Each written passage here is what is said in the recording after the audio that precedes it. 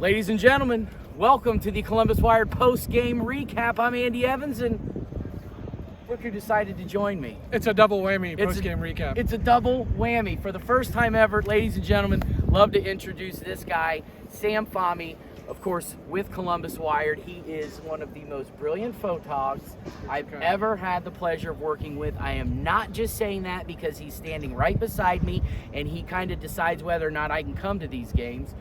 But we have to talk football. We have to talk football, but please go check out his work on our Facebook page, on our website, columbus-wired.com. And Sam, we were just witness to a beatdown here in the Horseshoe today, where the second-ranked undefeated, now 10-0 Ohio State Buckeyes demolished the now 3-7 Indiana Hoosiers by a final score of 56-14.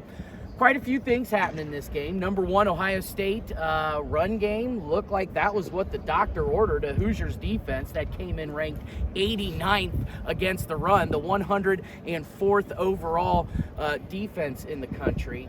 Buckeyes, let's see here, 662 total yards on the day, second most amount of yards on the season, and an even balance. 340 on the ground, 322 through the air. Ryan Williams, 15 carries, 147 yards, one touchdown, didn't even play the second half. True freshman Dallin Hayden pretty much picked up the slack, had, let's see here, 19 carries, led the team, 102 yards and a touchdown. And it doesn't stop there as far as the run game is concerned. But wait, there's more. There's more.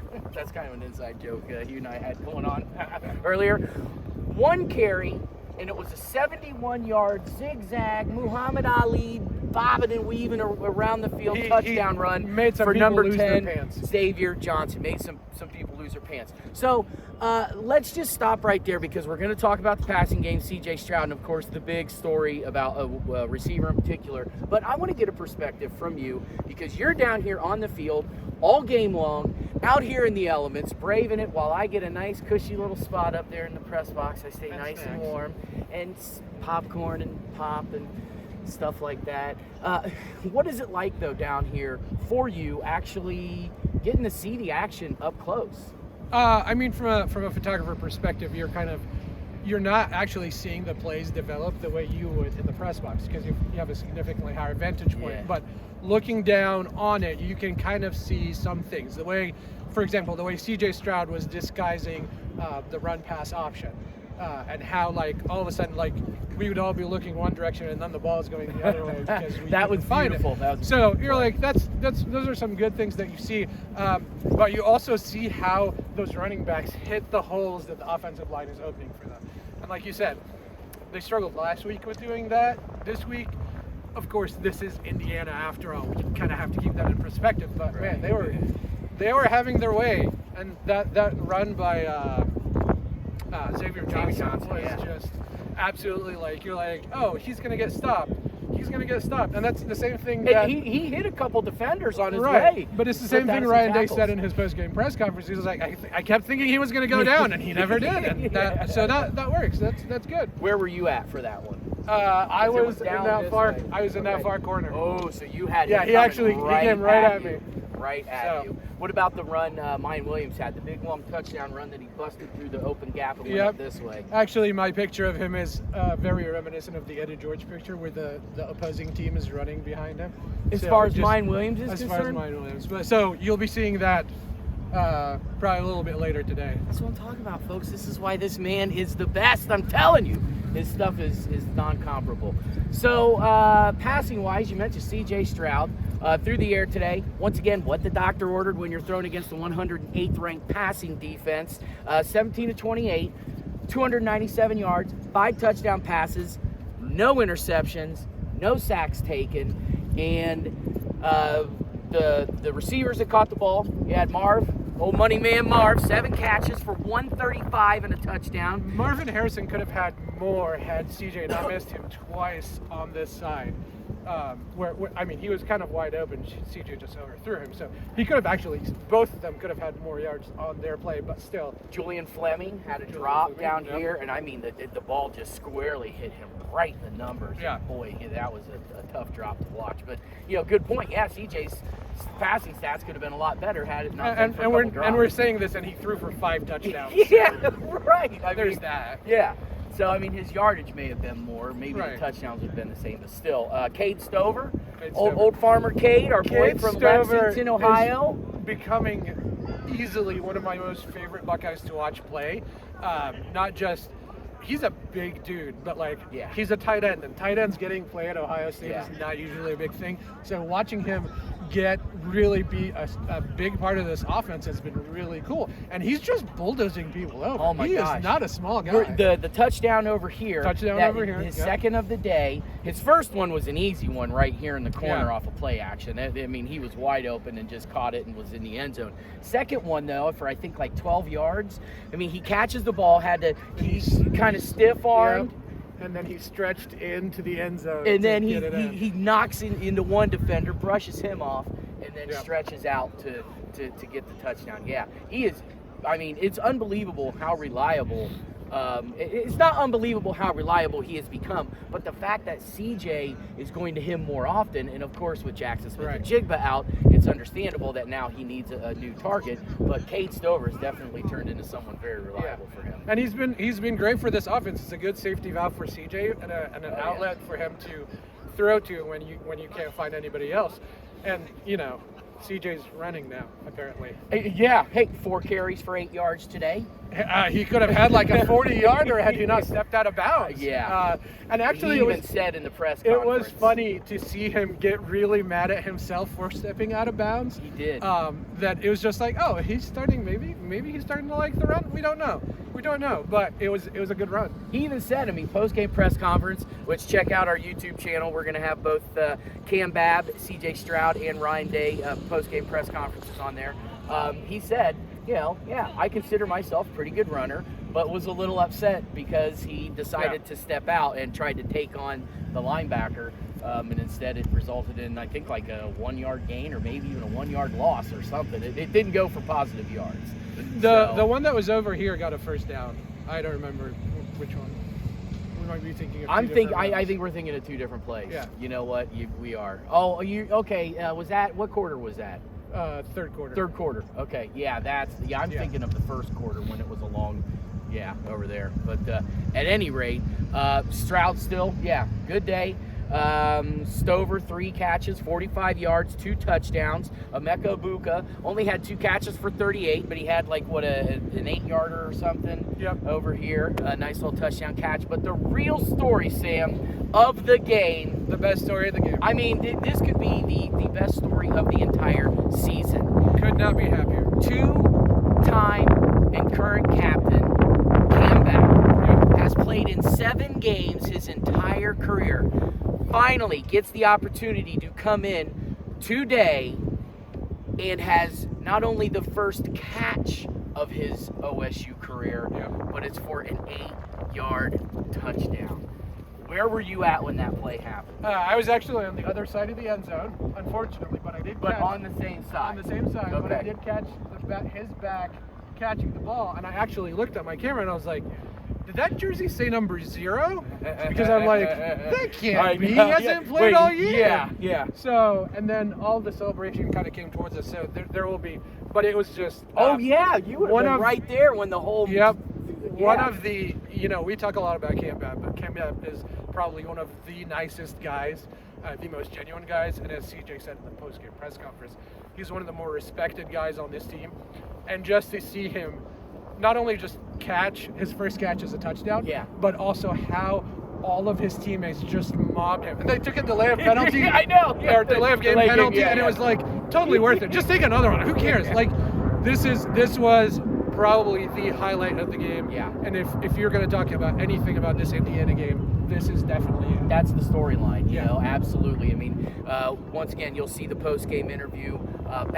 Both Babb and Stroud, they actually talk about their time together When CJ first got to campus, and as he said, a light-skinned dude comes walking up to him and says, "Hey, man, you found a church yet?" CJ's like, "No, not yet." He's like, "Come with me." Well, that was Cam Babb. And from there, they formed that great relationship with one another, and they talk about that in the post-game interview. It's a really cool interview. Like I said, go check out our YouTube for it. But definitely, that's a storyline, like I said, not only for today, but could quite possibly be for the year. Yeah. And here's a guy that's so well-respected that he's played in only 7 games in 5 years here at Ohio State. And 4 ACLs. And gone through 4 ACL surgeries, as well as tweaked a lower extremity, right. Whatever that means. That Ryan Day said in the press conference, he tweaked the lower extremity, which held him out for a majority of this year.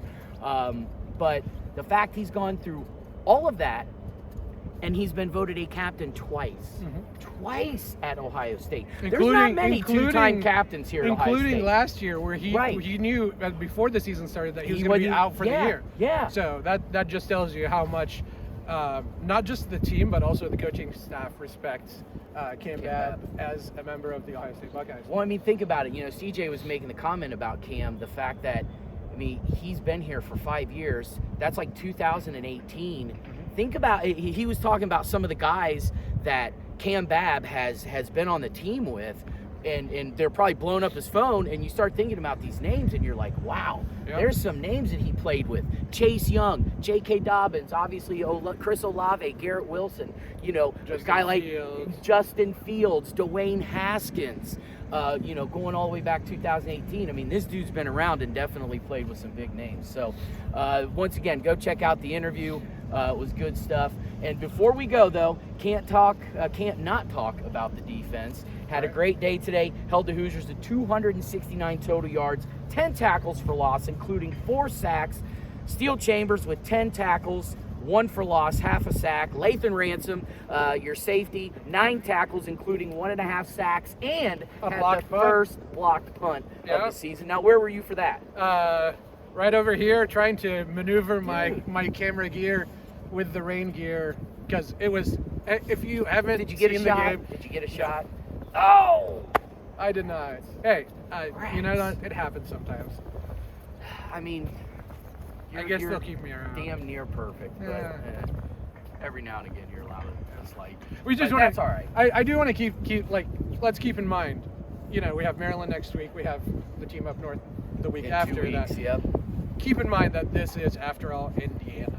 Now, there were some good things that we saw today. Yeah. There are some things that obviously still need work. But, as you're looking at it from up top, how much different, if you watched last week's game, how much improvement and or experimentation was taking place because this is against Indiana. The one thing that I noticed, with the run game, and that's been a point of contention the last couple of weeks, which is interesting because last weekend, they ran for like 207 yards against Northwestern. It wasn't like it was total chump change, but there were those short yardage situations, something that Ryan Day talked about and said, we still need to work on, because there was a couple of short yardage situations they still got stuffed on today. They ran a couple of neat little reverses, like that one you were talking about with CJ, where he play faked to Mayan Williams, and then Harrison comes cutting around him, and he kind of pitched the ball back to him. A couple of option plays.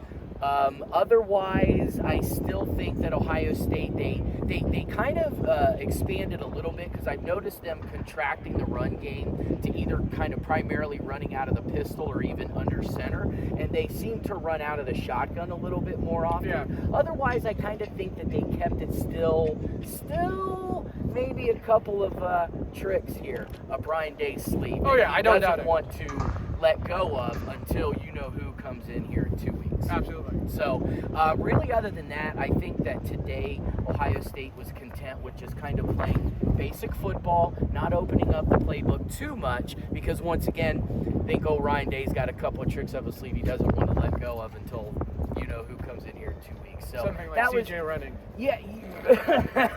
Well, that cat's now out of the bag, right? For the most part. Northwestern, if they were holding on to that one, the Northwestern game ruined it. And once again, they tried a couple of run options, read options today.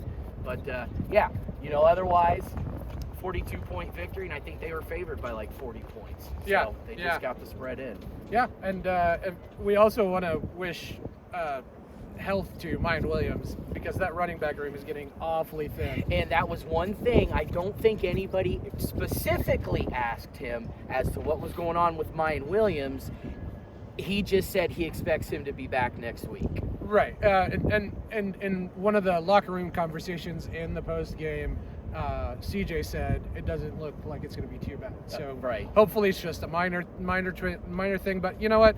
Again, it's against Indiana. You're up by a lot. He's already run for 200 some odd yards. Yeah. You know, it's good to just, you know, let him rest for the rest of the game. Yeah, absolutely. And you get, you know, a guy like Dallin Hayden, true freshman, and, you know, to get him some PT. If he was healthy too, you would have seen CT Caffey. Yeah, TC Caffey. TC Caffey, sorry. Yeah. Well, yeah, right now, like you said, running back room, kind of getting a little nervous with, you know, hopefully keeping Trey out the last couple of weeks. And maybe even next weekend against Maryland. It's the luxury that you have of how you play, who you play, and the kind of talent that you have on this team, that it's not going to kill you, but it does give you the opportunity to rest them up and save them for the really big games. Like I'm really hoping that Jackson gets to play against Michigan, because I think, having not played all year, he might just go off. He could go off, or, you know, do we see a repeat of what happened against Iowa, where he thinks, or maybe the coaching staff or somebody thought he was ready, and he's still not as ready to go as he was. Well, hopefully they learned from that first time. Hopefully. Let's knock on wood.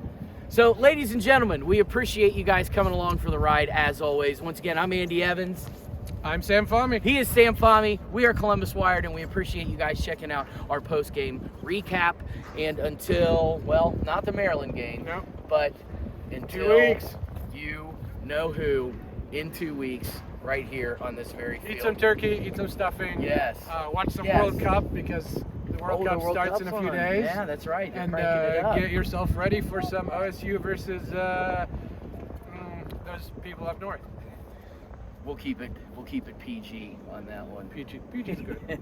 Big soccer fan here. Yeah, hey, happy Thanksgiving to everybody. And until you know who, everybody take care. We'll see you. All right.